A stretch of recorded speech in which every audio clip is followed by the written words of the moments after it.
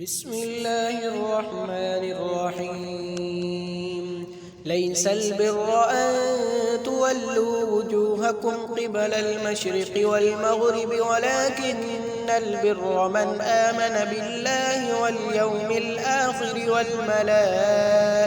والكتاب والنبيين وآتى المال على حبه ذوي القربى واليتامى والمساكين وابن السبيل والسائلين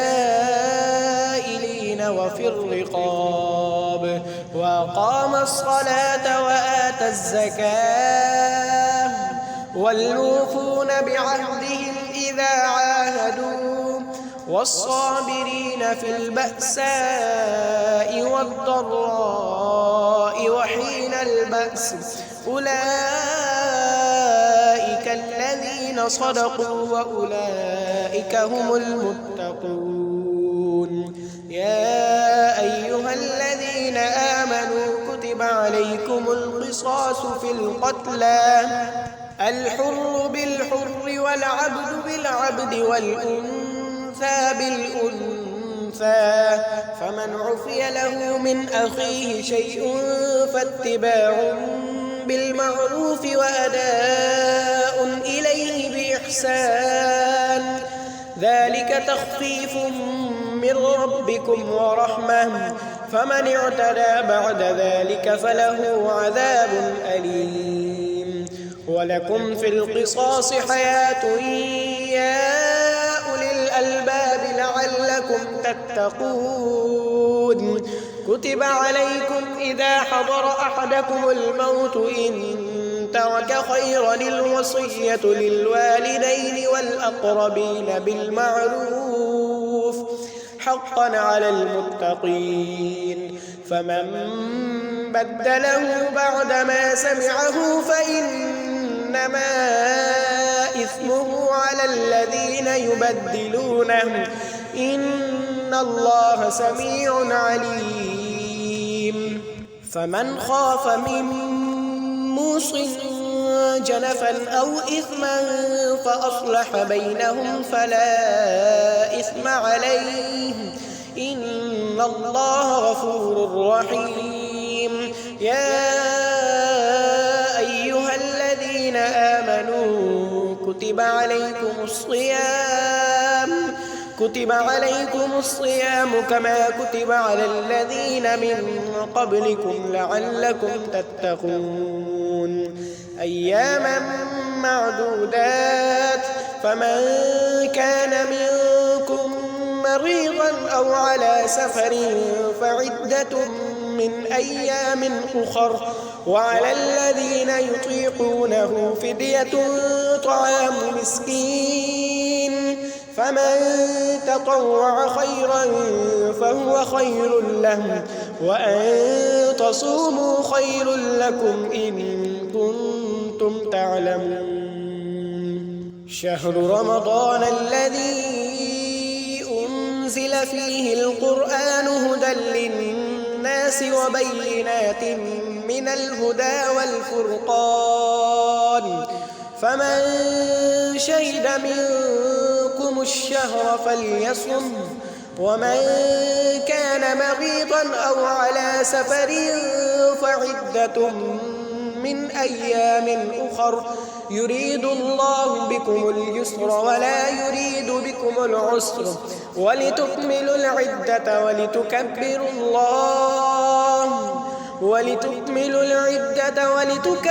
الله على ما هداكم ولعلكم تشكرون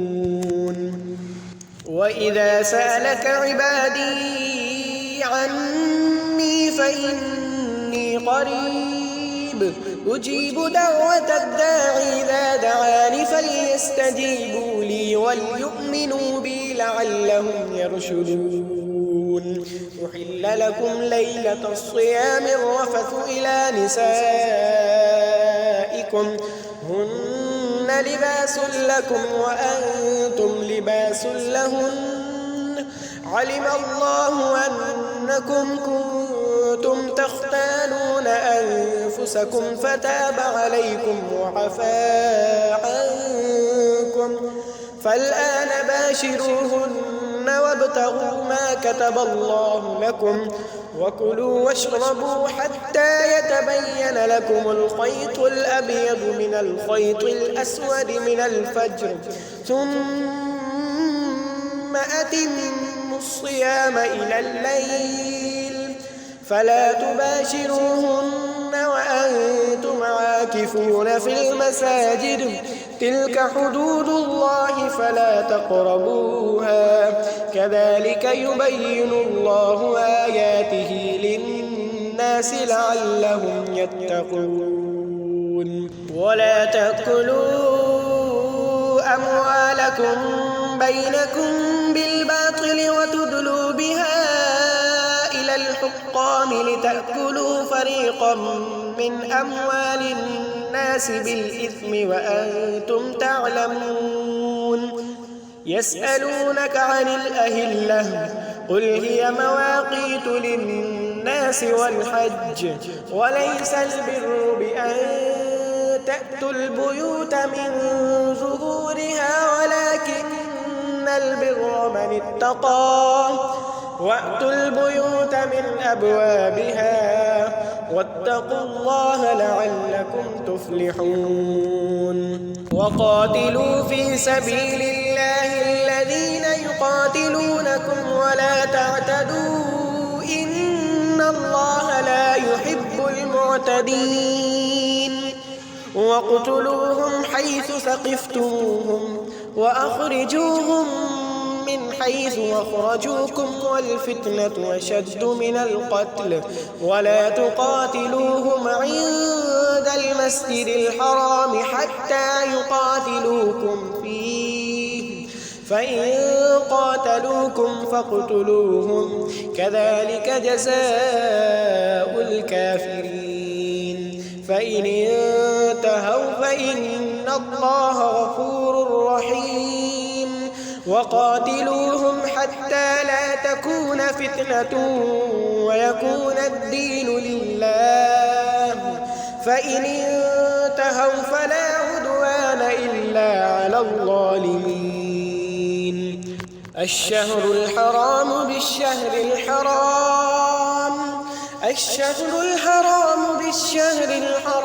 والحرمات قصاص فمن اعتدى عليكم فاعتدوا عليه بمثل ما اعتدى عليكم واتقوا الله واعلموا أن الله مع المتقين وأنفقوا في سبيل الله ولا تلقوا بأيديكم إلى التهلكة وأحسنوا إن الله يحب المحسنين وأتموا الحج والعمرة لله فإن أحصرتم فما استيسر من الهدي ولا تحلقوا رؤوسكم حتى يبلغ الهدي محله فمن كان منكم مريضا أو به أذى من رأسه ففدية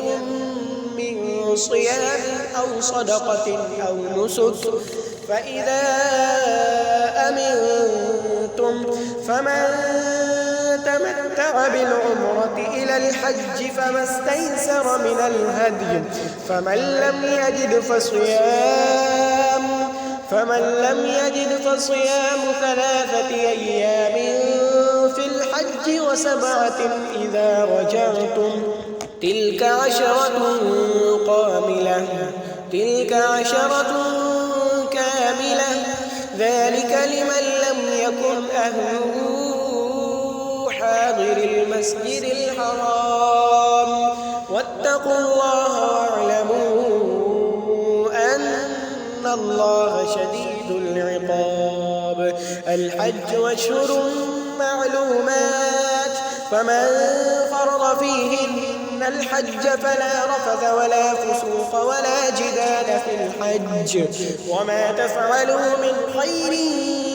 يعلمه الله وتزودوا فإن خير الزاد التقوى واتقون يا أولي الألباب ليس عليكم جناح أن تبتغوا فضلا من ربكم فإذا أفضتم من عرفات فاذكروا الله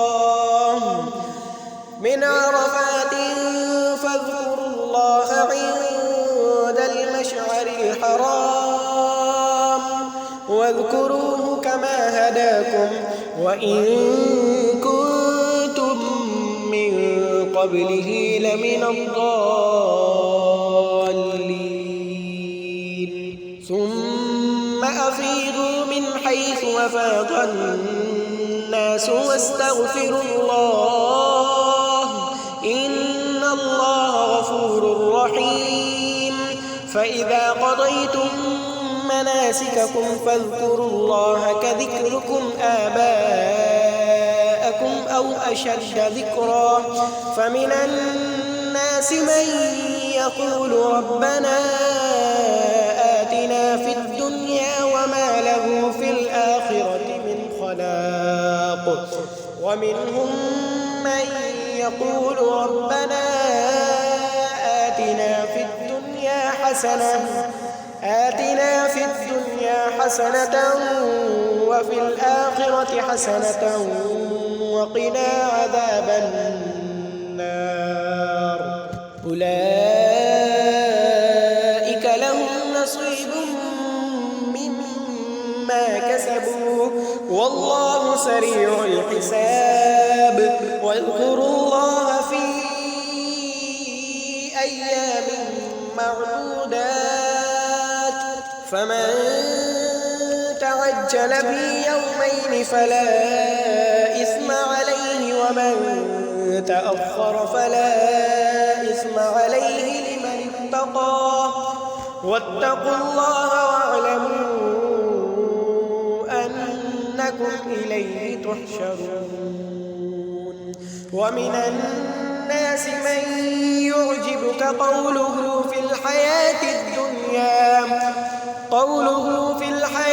الدنيا ويشهد الله على ما في قلبه وهو ألد الخصام وإذا تولى سعى في الأرض ليفسد فيها ويهلك الحرث والنسل والله لا يحب الفساد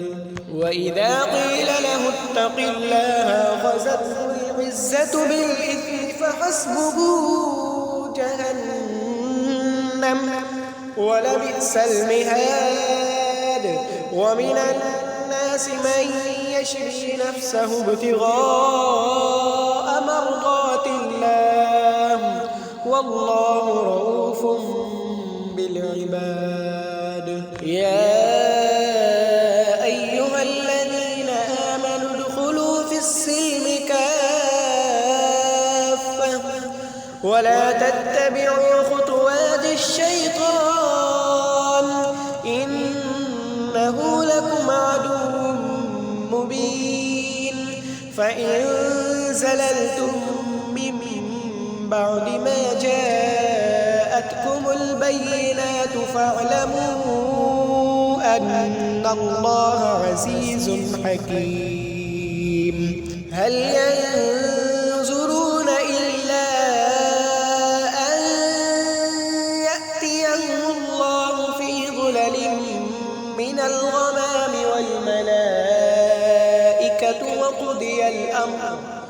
وإلى الله ترجع الأمور